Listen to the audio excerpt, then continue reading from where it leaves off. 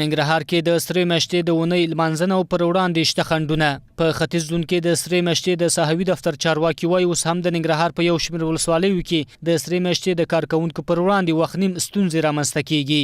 دوی وایي 2 کاله کېږي د ننګرهار په هسکه مینه ولسوالۍ کې داعش وسلوالو امبولانس نیولې، خو له ډېرو هڅو سره تر اوسه په دې نه دي توانېدلي چې ترلاسه یې کړي. موږ 100% مشکلات ردولی هم نشو.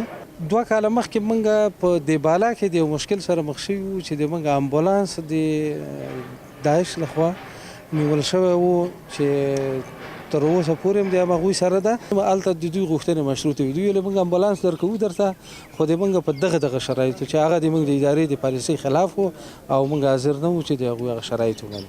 دوی دغه راز د دې اونۍ د لمانځنې موخه د یاد ریاست سره د خلکو د مرستو راجلبول یاد کړل. د سرې میاشتې مسؤلین وایي سږکال د 350 تنو د زړه د ناروغانو له ډلې 25 هغه ناروغان چې له بېوزلۍ د درملنې توان نه درلود درملنې لپاره بهر هیوادونو ته استولي.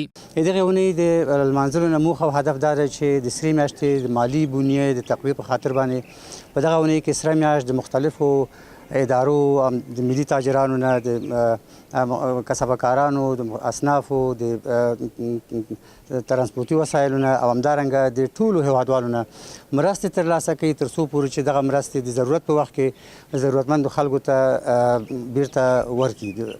د سرې میاشتې مسؤلین همداراز وایي دوی په روان کال کې د جګړې پر مهال د دواړو لورو ګڼ جسدونه انتقال کړي. د یادونې وړ ده چې له 1411 لمریز کال را په دېخوا هر کال د سرې میاشتې مالي بنسټ د پیاوړتیا په هدف د تلې د میاشتې له 24 نیټې څخه تر 13 نیټې پورې د سرې میاشتې ځانګړې اونۍ په پایتخت کابل او ولایتونو کې په بیلابیلو مراسمو سره لمانځل کیږي.